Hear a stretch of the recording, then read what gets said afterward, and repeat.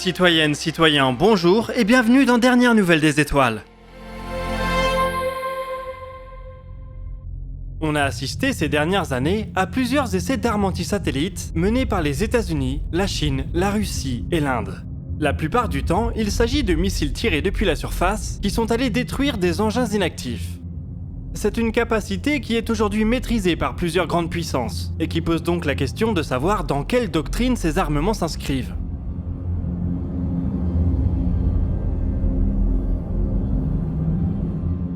L'US Space Force, créée fin 2019, commence justement à se concentrer sur ces questions, comme en témoigne une série de déclarations relevées lors du 36e Space Symposium qui s'est tenu la semaine dernière. Les armées modernes font un recours intensif à leurs capacités spatiales. Elles les utilisent pour recueillir du renseignement, pour faciliter les télécommunications ou pour avertir d'un départ de missiles balistiques. Être capable de supprimer ces capacités représente donc pour un adversaire potentiel un avantage indéniable. Les essais de missiles qu'on a pu observer ces dernières années sont la manière la plus brute de parvenir à cette fin. Il en existe cependant d'autres.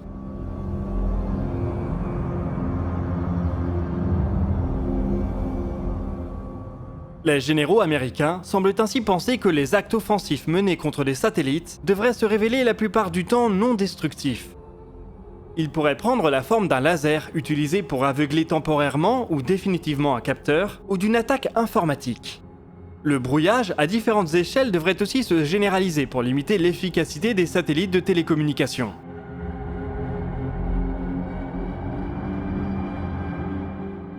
Pour répondre à ces menaces, les États-Unis émettent l'idée de penser la défense de leurs infrastructures spatiales dans son ensemble. Autrement dit, s'il devrait rester possible pour une puissance ennemie de détruire ou de neutraliser un satellite, il devrait rester très compliqué d'attaquer l'ensemble des capacités du pays. Pour s'assurer de maintenir cette difficulté, il est ainsi envisagé de multiplier les orbites de travail, ainsi que les bus et les composants électroniques déployés sur différents satellites. De cette manière, il deviendrait difficile de mettre à l'échelle un type d'attaque, et un potentiel adversaire devra déployer une énergie considérable pour développer un vecteur d'attaque différent pour chaque satellite.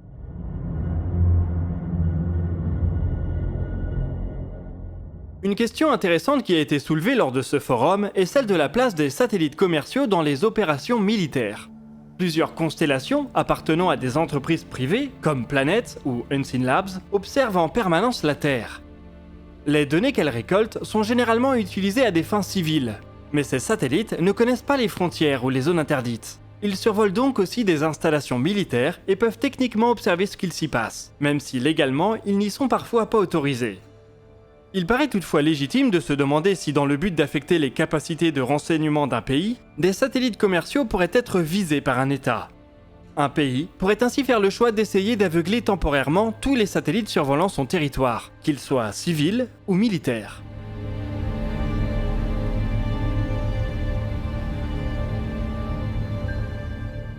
Ces questions ne se posent pas qu'aux États-Unis. En France, l'armée de l'air et de l'espace considère de plus en plus l'orbite terrestre comme un champ de bataille à part entière. Il est ainsi question d'équiper les prochaines générations de satellites de moyens d'observation de leur environnement immédiat, voire de moyens de défense. Ces évolutions de doctrine n'ont pas été envisagées dans le traité de l'espace, qui date de 1967. S'il proscrit l'utilisation ou le stockage d'armes de destruction massive dans l'espace, il ne dit rien sur les armes conventionnelles, ou encore moins sur les cyberattaques. Pour éviter que l'orbite terrestre ne se transforme en Far West, il sera donc peut-être souhaitable que la diplomatie s'empare de ces problématiques.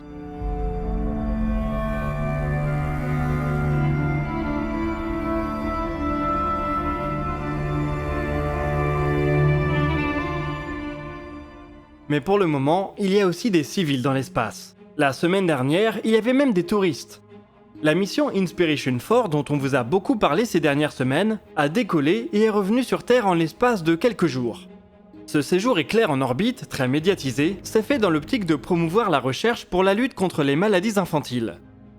En tout, près de 200 millions de dollars ont été récoltés, en grande partie grâce aux donations de Jared Isaacman, un des touristes, et d'Elon Musk, le patron de SpaceX. Quelques expériences ont été réalisées en orbite, mais globalement, il s'agissait surtout de réaliser le fantasme d'un milliardaire. On verra si ce type de vol devient fréquent pour la Crew Dragon. Il y en a déjà au moins quelques autres de prévus avec les missions Axiom qui vont démarrer en janvier 2022.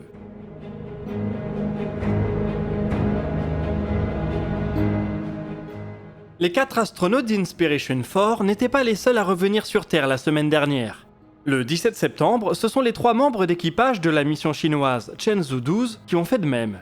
Ils sont restés bien plus longtemps en orbite que les touristes, environ 3 mois. Ils étaient le premier équipage à visiter le module central de la nouvelle station du pays. Pour la Chine, la démonstration est donc faite que la station est fonctionnelle et qu'elle peut dorénavant être occupée en permanence. Il s'agissait du plus long séjour d'astronautes chinois dans l'espace, mais ce record devrait rapidement sauter. Les prochains vols à destination de la station se feront dorénavant pour une période de 6 mois, donc sur le même rythme que pour la Station spatiale internationale.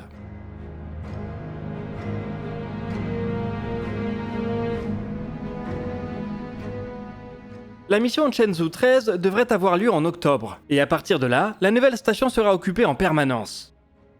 En plus de ça, des vaisseaux cargo Tianzhou la visiteront régulièrement pour assurer le soutien logistique. L'agence spatiale chinoise, la CNSA, compte aussi agrandir la station par l'ajout de 2 nouveaux modules pour 2022. Le programme de vol habité chinois est donc en train de passer à la vitesse supérieure, avec dans le viseur la possibilité d'aller un jour jusqu'à la Lune.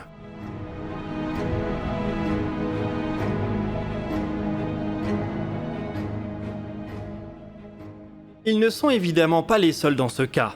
Côté américain, c'est très clairement une des priorités de la NASA. L'agence spatiale américaine a même déjà décidé de son architecture pour ramener des humains jusqu'à la surface de notre satellite.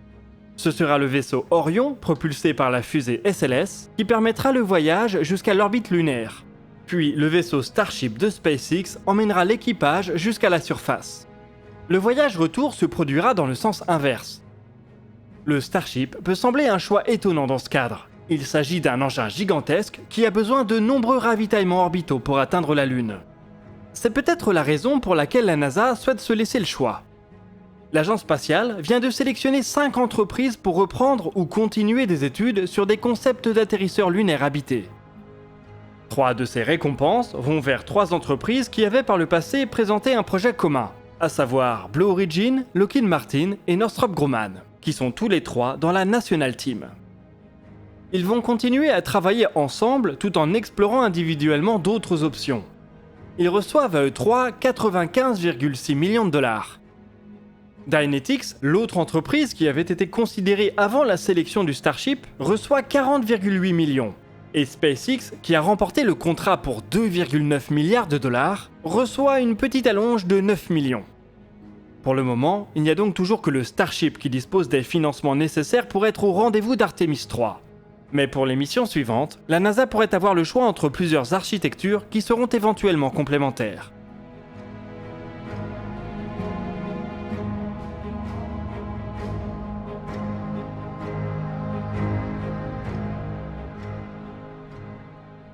Pour finir cet épisode de DNDE, on va faire un tour du côté de Jupiter, la plus grande planète du système solaire.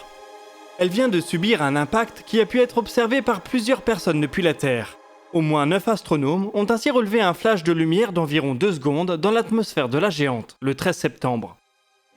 Le passage d'un objet entre la planète et les observateurs a pu rapidement être écarté, ce qui signifie que Jupiter vient d'être percuté par une comète ou un astéroïde. Ce n'est évidemment pas la première fois que cela arrive. La planète géante est très régulièrement bombardée par de petits objets, mais ce n'est pas souvent que ces événements sont visibles depuis la Terre. En 1994, la désintégration et l'impact de la comète Shoemaker-Levy 9 avaient été le premier événement de ce type à être observé sur une autre planète que la Terre. La collision avait été très brutale et l'atmosphère de Jupiter en avait porté les marques pendant plusieurs mois. L'impact du 13 septembre semble avoir été moins violent. Il est probablement dû à un objet d'une centaine de mètres de diamètre environ. Peut-être un fragment d'une comète ou d'un astéroïde plus gros qui aurait été capturé par Jupiter.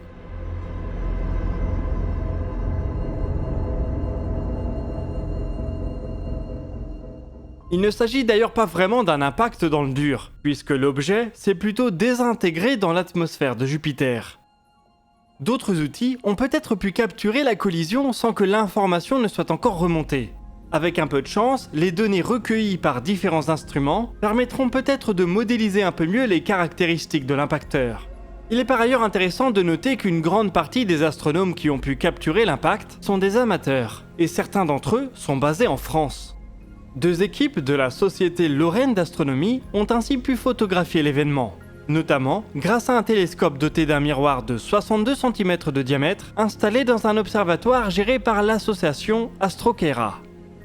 L'astronomie amateur continue donc de s'illustrer dans la chasse aux événements transitoires. On se souvient que c'est aussi un amateur qui avait découvert Borisov, la comète interstellaire identifiée en 2019. Certains pulsars, exoplanètes et supernovas ont aussi pu être découvertes par des astronomes non professionnels. L'astronomie observationnelle reste ainsi une des dernières disciplines scientifiques où il est possible pour un amateur bien équipé et bien informé de faire des découvertes. À vos télescopes donc si vous souhaitez participer à cet effort.